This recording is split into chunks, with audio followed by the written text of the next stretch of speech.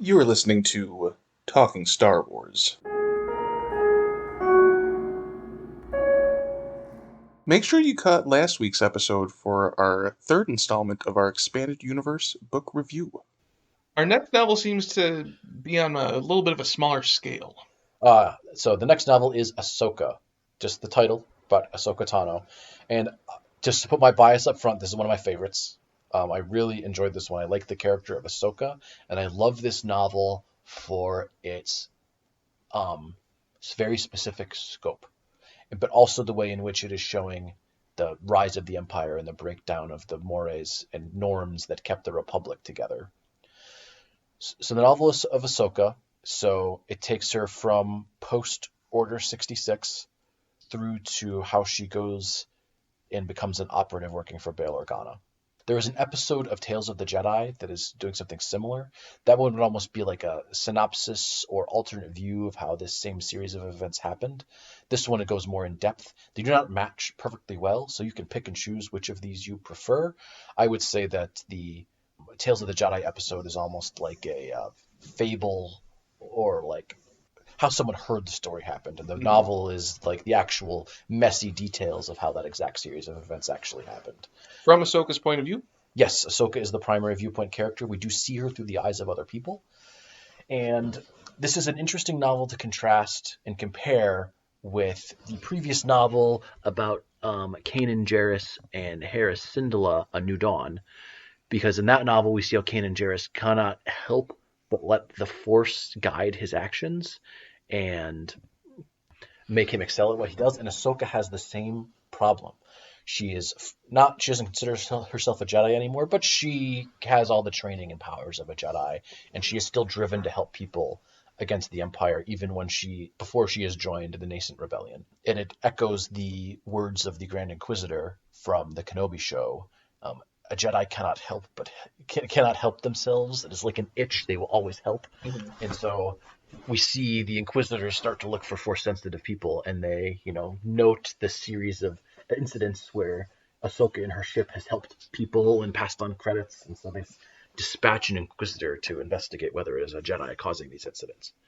But the primary thrust of the novel is Ahsoka ends up on a farming planet, where she becomes like a technician and assistant there because she uses her knowledge from the Clone Wars she's more knowledgeable about machines and their repair just by having been Anakin Skywalker's apprentice. And so she integrates herself into the community there. But then the Empire arrives, and they want to use this whole planet to make rations for stormtroopers, but using a damaging crop that's basically going to destroy the topsoil of the planet forever. And then they can relocate the people to labor camps or just abandon them after their planet has been all used up. So Ahsoka's caught between wanting to help the people and not wanting to reveal that she's a Jedi. She has a very close friendship and hints of a romantic attachment between Ahsoka and one of the other women in the novel, who is obviously attracted to Ahsoka, but Ahsoka has no context for how to reciprocate romantic attachment, and is more driven to protect people anyway. So the two antagonists of the novel are the Inquisitor sent to hunt Ahsoka down, and the Imperial Commandant, who is attempting to suck the planet dry of its resources. It's not really quite YA, but I mean it's not as complex as perhaps Bloodline or the Aftermath trilogy, but it is definitely does not shy away from dark depictions. I mean, we have the Inquisitor who threatens to and does murder several of Ahsoka's friends to lure her out of hiding. And we have the destruction of an entire people, their subjugation by a fascist dictatorship. So we're seeing all of the negative effects of the Empire on the galaxy starting to spread, and how Ahsoka is unable to hide from them. Did this one start as a Clone Wars script, or is it adapted strictly as a novel? So I do not believe it was a Clone Wars script, because this is taking place after the end of the Clone Wars. Gotcha. So this is firmly in the Imperial period, so it would not have taken place during the Clone Wars. And again, they've adapted part of the story sort of in an alternate viewpoint in the Tales of the Jedi series about Ahsoka. One of the coolest parts of the novel is her single-stroke duel against the Inquisitor, where the Inquisitor has been confident the whole novel that he can kill any Padawan, but this is Ahsoka Tano. And so she defeats him in a single blow, takes the Kyber crystals from his lightsaber, and uses them to make her own lightsabers, her white ones that have become iconic after her appearance in the Rebel series. This is a pretty key story in Ahsoka's narrative in her transition from Clone Wars to Rebels. Seems like it would be a pretty imperative novel to read in order to have a greater backstory. Yeah, this will bridge the last time we see Ahsoka in the Clone Wars and Tales of the Jedi, and then how she got into the position we see her in Rebels, where she's working for with a Bail Organa. So, as a piece of Star Wars fiction, it is fantastic, depicting how a very popular character of Ahsoka Tano survives Order 66 and integrates herself into various communities, but how she is still hunted by the Inquisitors. So if you really liked Rebels, the Inquisitors, Ahsoka appearing there, this is for you. If you love the character of Ahsoka Tano, definitely for you. But it's also a smaller scale. I mean, it's Ahsoka's survival, the survival of her friends, and of a small like moon where there's a few thousand people that live on it. So we're not talking about the fate of the whole galaxy here. It's mostly a very personal narrative about Ahsoka trying to survive. That's a little bit of an easier entry point for your average Star Wars fan, particularly a modern fan who may have seen Clone Wars and is bought in on the subject of Ahsoka Tano. Yeah, this is a great starting point because we have just a couple of viewpoint characters. It's mostly from Ahsoka's perspective. The writing is clean, straightforward, but still evocative in places. So this actually would be a great entry point. And again, to remove my bias, I like the character of Ahsoka Tano and I loved this novel. So Thumbs up. thumbs up. All right, so yeah, the next one is called Catalyst. This is the first of the tie-in novels leading up to the release of Rogue One. So it's that period as Disney have their pre-release tie-in media for most shows and movies they release. So who's this focusing on? So Catalyst, the primary character, is Galen Erso, the father of Jyn Erso, and the early days of the Death Star project. So it's how Galen was in the waning days of the Republic and then the early days of the Empire was working on his crystal research about energy amplification, and his thrust at that point was just trying to get clean energy from more planets, by using crystals, not necessarily kyber at that point. And he was very close with his wife, Lyra, and she's pregnant at the time. They're on a planet that is, has a civil war about to break out in the waning days of the Republic, early days of the Empire, and Orson Krennic comes to their rescue and saves them, which starts the friendship between Orson Krennic and Galen Erso that expands and is then tested throughout the rest of the novel. So yeah, the primary characters are Galen, Lyra, and Orson Krennic. And it is Orson Krennic's maneuvering politically to try to get his Death Star project moving, Project Stardust. It is Galen who at first refuses to work for the Empire, so then Orson Krennic pulls some strings to get him blacklisted in the world by having an investigation put into him. He keeps telling Galen that he's going to help clear this black spot on his record, but really he's keeping it in place to force Galen to accept his military contract, even though Galen doesn't want to work for the military. He considers himself a pacifist, neutral scientist, but Orson won't accept that, and his own project has stalled without Galen's assistance. So it's Galen thinking that Orson's his friend, Lyra never trusting Orson or Krennic, and so it's a very personal battle, and it's like a love triangle without the love, because Galen is very close with both Orson Krennic and his wife, and they seem to be competing for his affections and his attention in the novel. They see themselves as each other's rival, and he's just like, this is my best friend, and this is my wife. Why can't they get along? And his wife is because he's an evil manipulator, and Orson Krennic is because she's distracting you from being a great scientist, and I need you to be working on my thing. Yeah, then we see a very young Jyn Erso, too. She's born, early in the novel and remains a child throughout the whole thing, and is one of the factors that distracts Lyra. But yeah, we go through ennui for Galen, and then he finally accepts the contract, and so the ways in which the Empire leans on people to subsume all resources and knowledge within themselves. We see Orson's political ambitions and how his territorial disputes with Tarkin over the project beginning already. And he doesn't tell Galen at all that it's being used for weapons technology. So he thinks it's just still for energy research. And then Orson Krennic in secret starts testing his research to use it for the super laser for the Death Star, not having told Galen what it is. So it's this, hiding of knowledge. And we also meet Saw Gerrera, who, as we know, is the partisan leader, rebel extremist, but also close with the Erso family, who makes friends with Lyra and Galen. and is the one who at the end of the novel breaks them off of Coruscant and helps them escape from Imperial control. This is a direct prequel to Rogue One and provides some in-depth context to the characters that inspired Jyn. Yeah, this is how Galen Erso ended up as a farmer on the planet. This is a direct prequel to everything that leads up to Orson Krennic finding Galen Erso on the distant planet that Saw Gerrera has tied them on. Does it make Rogue One a better watch for having read it? You definitely get more of the dynamic between Orson Krennic. You hate Orson Krennic even more, and you see he's not only evil and he's not only ambitious, he's petty.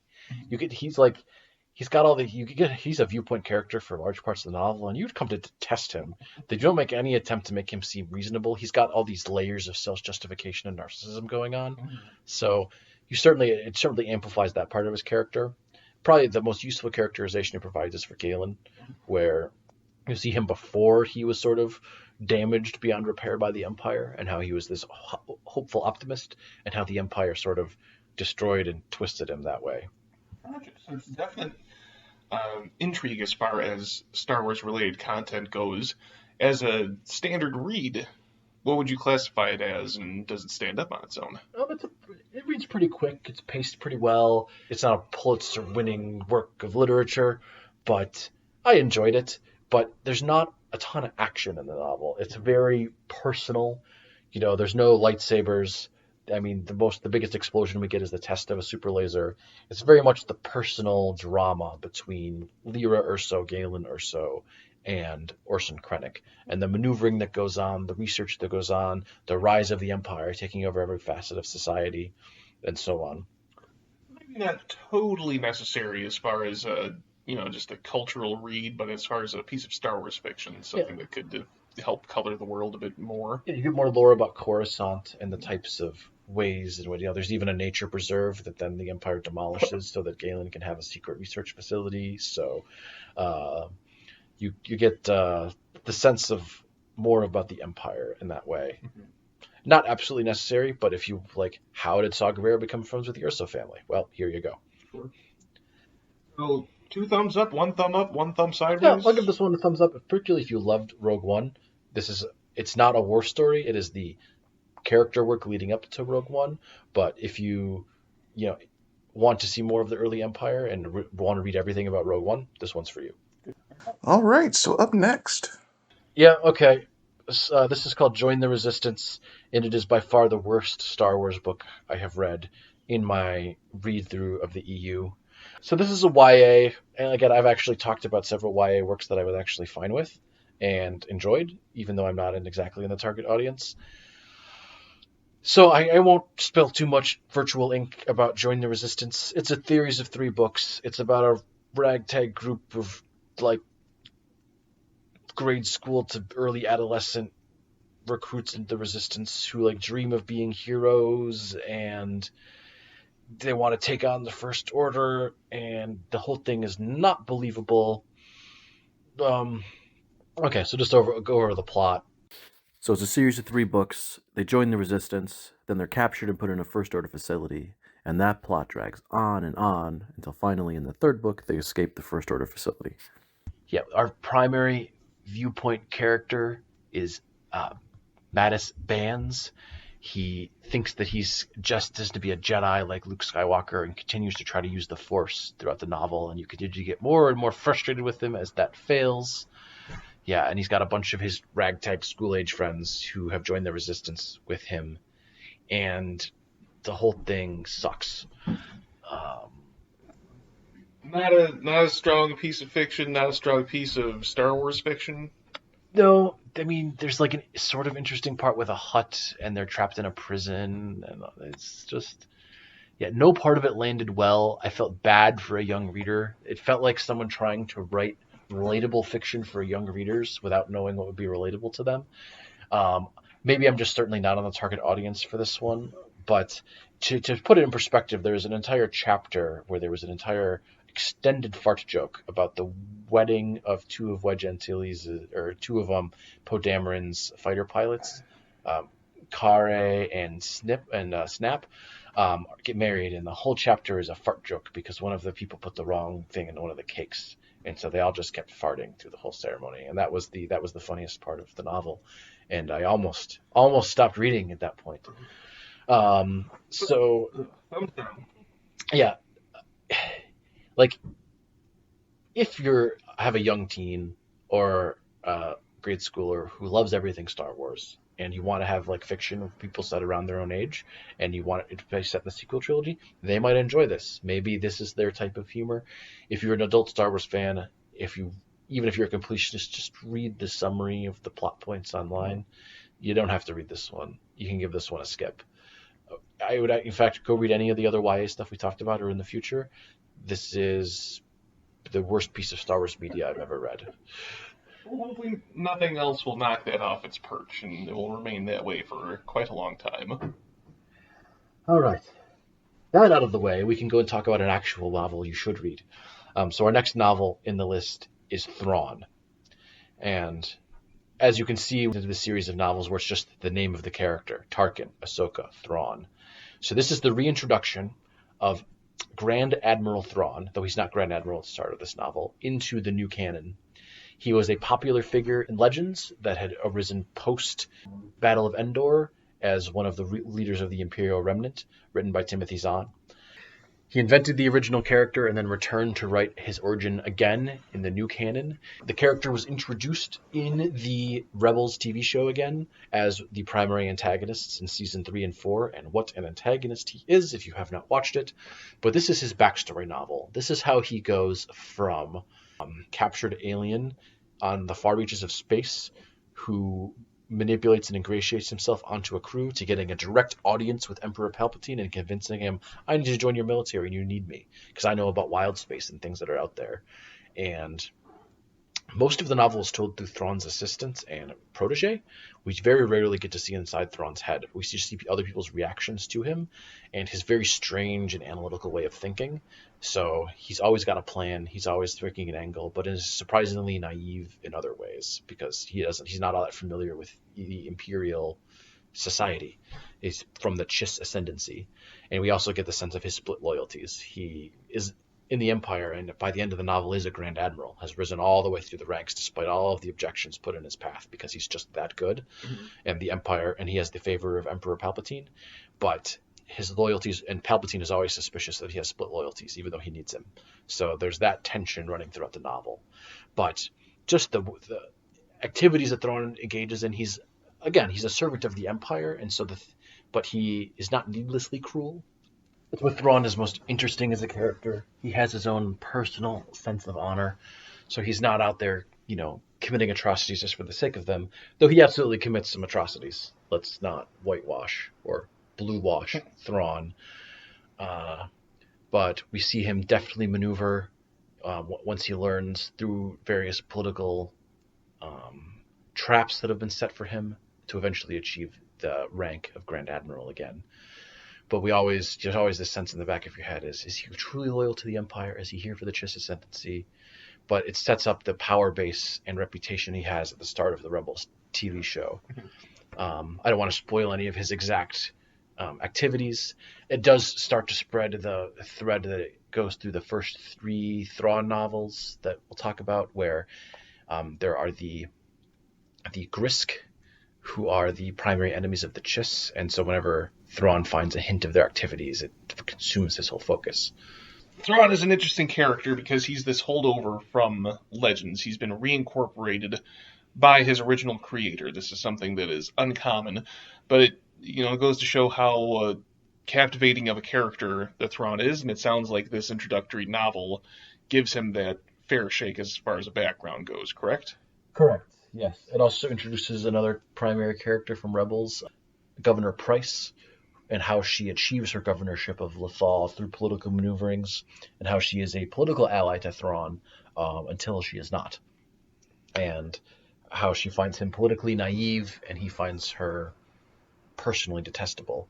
But they have a sort of alliance and a sort of friendship. Well, it sounds like an important novel. It gives some spotlight to a character who will be very large, especially if he is introduced in the Star Wars live-action universe soon. As its own book, how does it read? As its own book, it is very tightly plotted. There's not really any wasted words. It's always you have a variety of action, politics, personal relationships, and Thrawn is such a compelling character to even just see him in action, the way his mind works. Timothy Zahn is an expert at not having to make contrivances for an intelligent character to appear intelligent, uh, but is also not falling into the Holmes trap where it's like, yes, he deduced this information from something that the reader or no one else ever could have possibly imagined. It's like, no, you can see where he drew all of his information from, but the way in which he thinks and the decisions he makes and the personal risks he's willing to take all combine to make Thrawn he's brilliant but believable. Mm-hmm. And it's not like he's infallible either. Thrawn does make mistakes and is overconfident at times, but is able to turn situations to his advantage. And then you're like, yes, he's definitely the protagonist of the novel. And I think one reason they gave him this assistant character who is an Imperial officer, but not directly engaged in Imperial atrocities, was to humanize the Empire, in that even if you're part of this war machine, a lot of the people are still people with their own goals and beliefs and ambitions and qualities. But also to give a more innocent viewpoint to Thrawn. The more Thrawn is sometimes, the less Thrawn inside of Thrawn's mind you get, the better, because then he maintains his mystique. He could be this enigma who can calculate and factor all the information and reach a solution greater than anyone else in the Empire can. Largely by sometimes studying art. He always studies art when he finds it, and he, not out of artistic appreciation, but because someone's artistic expression can tell him a lot about how they think and act. You can get a read into their culture that way. Yeah, it's sort of his thing. To quote the Rebels TV show, forgive me, Admiral, not everyone appreciates art like I do. This is after he almost shadowed the jaw of the person he was pinning to the wall in question. Right. So another solid book. Some more thumbs up. Yep, definitely a thumbs up on Thrawn, particularly for a great character introduction, for seeing how politically ambitious characters rise through the Empire. You get more directly about Palpatine, which is great to see, and you get more world building about the Chiss as well, who are one of the powerful non-Imperial, non-New Republic, non-First Order, non-Hutt factions that I believe will become important, especially post Rise of Skywalker. Excellent. So next, we tie back into Rogue One. Yeah, so our last two novels on our EU series review here, we have Guardians of the Whills. So this is a simple read. It's somewhere between YA and grade school, so it's a pretty straightforward read. But the main characters are Baze Malgus and Chirrut Imwe. The two of the more prominent characters in Rogue One, Chirrut being the blind, force-sensitive man with the staff, and Baze Malgus being the guy with the giant chain gun, who is Chirrut's best friend and perhaps lover. Depends on how you want to read the novel. I'm guessing as a middle grade prequel tie-in, we don't get any allusion into their life. They share a bed. It's about the closest we get to, but that could be because they're poor and live in a one-bedroom house. Could be. So, or neither of them might have any romantic interest in anyone at all. Mm-hmm. There is certainly no. You can read it either way, but the fact that they are close life partners is beyond question. Mm-hmm. So there used to be Guardians of the Whills at the Temple of the Whills on the planet of Jeddah? Our two protagonists, but then the Empire took it over and disbanded their order. So to sort of how these two becomes like half vigilantes, half fixers, working to protect. They give extra resources they find to an orphanage where orphans live. And they try not to get pulled into the greater conflict, but inevitably it finds them. And they eventually make a partnership with Saw Gerrera, who recruits them to do a job where he will then give the excess resources to the orphanage that Chirrut and Baze are supporting. But of course, Saw's goals end up being much more extreme than he first led on to. The Empire finds out, the orphans are at risk. And eventually the climax of the novel is about trying to get all the children off of Jakku because the Star Destroyer has just arrived and we got to get the children out of here. So it's a direct lead up to the events as we find the characters in Rogue One. You see the motivations of Chirrut and Baze. I mean, they're part of a very large ensemble cast in Rogue One, so this gives them a focus. and you get a better sense of how Chirrut's, force sensitivity works, how he's able to. He himself doesn't believe he's tapping into the force, but he totally is to sense objects and sense people. And how devoted Baze is to helping his friend, not because of his blindness or even despite of his blindness, just because of him as a person. So. And as far as readability, this is that middle young adult writing. I'm sure it's not difficult to absorb. Is it captivating in depicting their characterization? I would say the prose is straightforward. It's not tempting to be particularly artistic, but neither is it, on the level of something where it's only simple sentence structure. So it's a quick read, particularly if you liked the character of Chirrut and Baze and want to know more about them. I think a reader of any age would find this novel interesting. It's, again, a fairly short read, and it's dealing with the fact we're trying to stop the Empire from murdering a bunch of orphans, so the story is certainly mature enough for anyone who is looking for some maturity in Star Wars. Yeah, it's certainly heavy. You can almost read it as we're looking for children because they're already starting their first order. And instead of having these hired stormtroopers, they're trying to get these indoctrinated first order troops. But potato, it's nefarious no matter what. Yeah, this is the second of our lead-in tie-in novels to Rogue One. It's the simplest one for the younger readers, but it is also the most tightly focused one. I mean, the stakes are appropriate. It's two characters in a single city trying to save an orphanage. So then, after Guardians of the Whills, we come to our last novel today, and the last novel that's lead-in to the release of Rogue One, and that would be Rebel Rising. So this is a YA novel. It is more action-oriented than the previous two Rogue One tie-in novels of Catalyst and Guardians of the Whills. It is entirely focused on Jyn Erso. And if Catalyst was everything leading up to the first scene in Rogue One, where Galen was attacked and captured by Orson Krennic, this is everything that happened to Jyn between Saw finding her in the cave and her getting broken out of prison by K2SO. Which would have been interesting to see, just to get any sense of characterization for Jyn, because she's not exactly a point of view character, but she's almost like a blank slate in Rogue One. She has all of these politics projected on her, and I don't know, I find her as kind of a flat character with no agency other than ensuring that her father is alive until he no longer is. Yeah. So what kind of characterization do we get for her in Rebel Rising? She's deeply traumatized. She forms a deep trauma bond with Saw Gerrera as her new father figure. She does not even know that her father's still alive for a long part of the novel. The first half of the novel is really set just with her living with Saw in a variety of his hideouts, and then eventually she starts learning more from him and working with him on his job. She gets little bits and pieces of the growing rebellion and Saw's disagreements with some of their decisions. Yeah, and so you get a variety of a cast of characters of other people that work with Saw.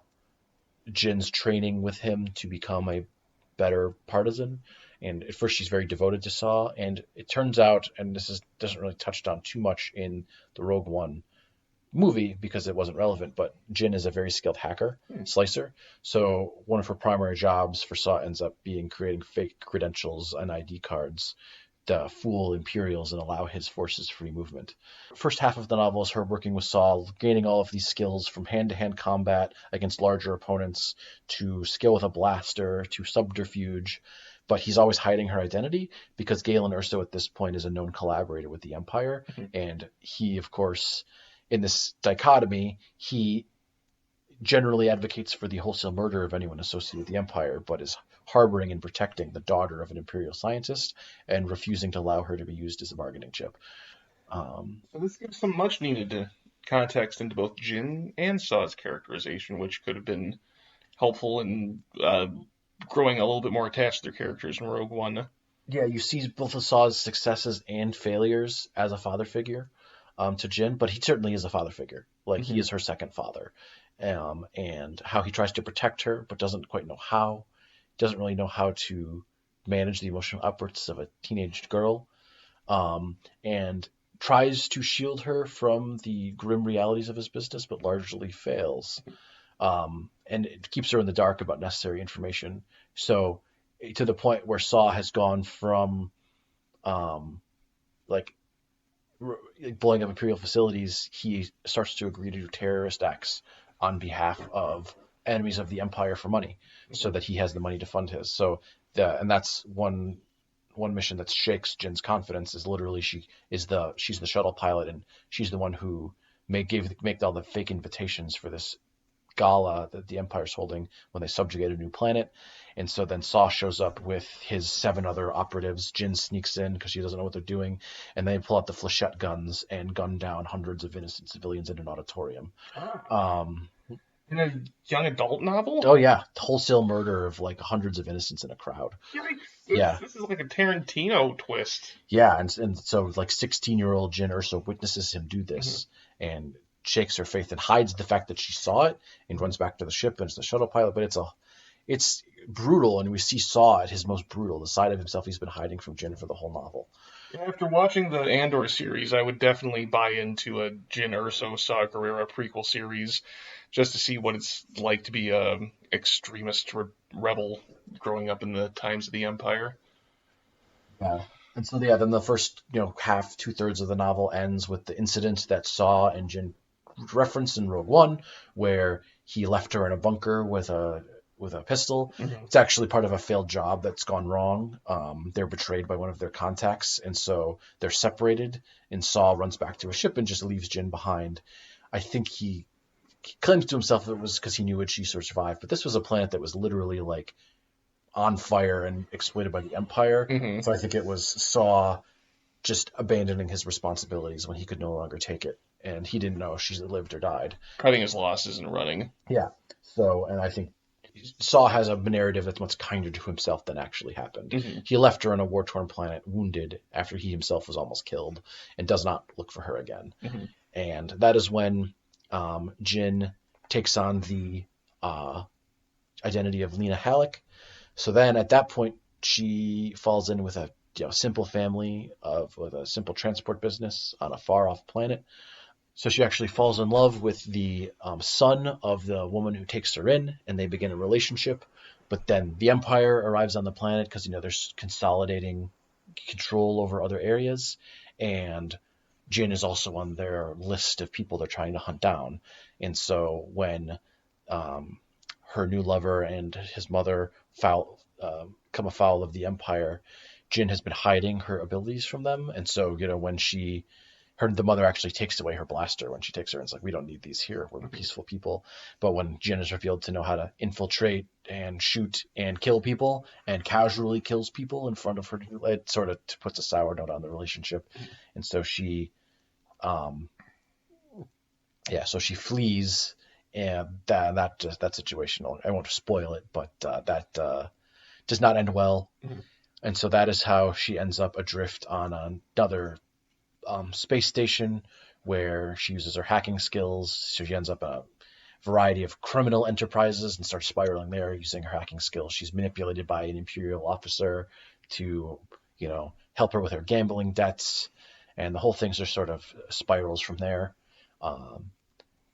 When she becomes a petty criminal on this planet, and eventually she's picked up by the Empire and put in a work prison, as we see her in, and she's slowly going crazy inside the work prison when she is rescued.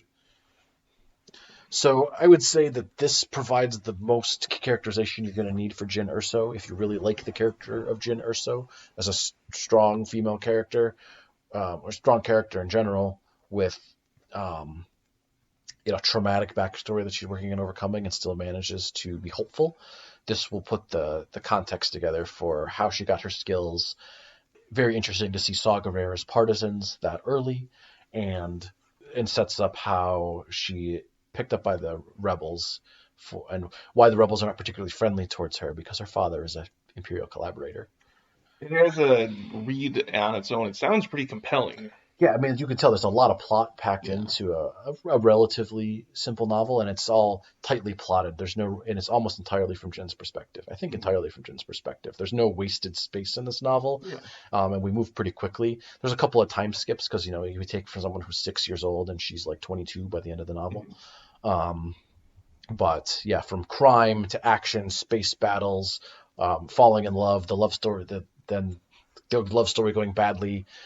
Family with Saw, and then the Search Sour terrorist attacks. This is probably one of the most full novels we talked about. No wasted words. Taking a look at where we've gone so far, we're going to have this be a natural pausing point. So, or after this, do the novels go into another cycle of adaptation? Or is it a new year as far as the adaptations go? We've concluded our, look at the first section of the novels that lead up to the release of Rogue One. Next time, we'll start talking about the novels that were released in the lead up to The Last Jedi. Gotcha.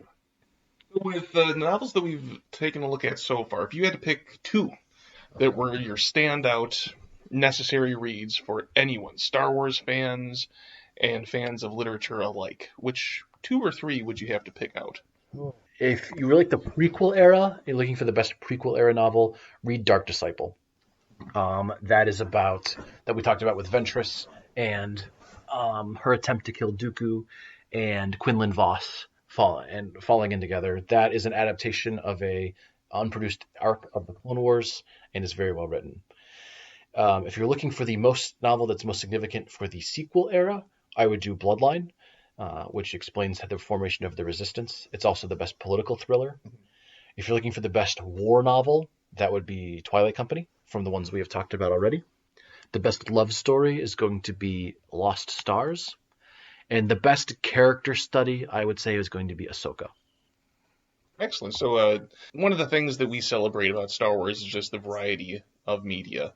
The sort of launching point, whether you're a fan of war, fantasy, espionage, science fiction, there's always an entry point depending on your particular tastes.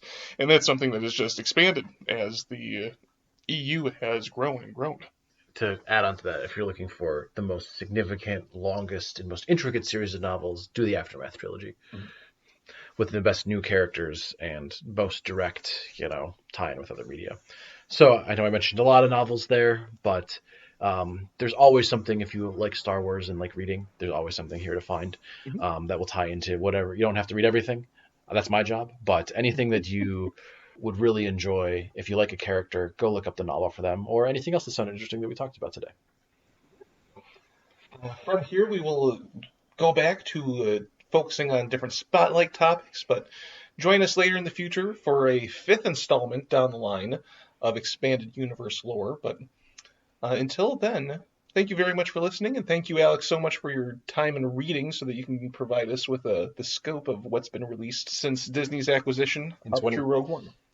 All right. Thank you very much, Connor. And yeah, anyone has any thoughts, please feel to share them with us on our subreddit, Talking Star Wars, or our YouTube channel, or wherever else you see our podcast. Thank you so much for listening. We've been Talking Star Wars.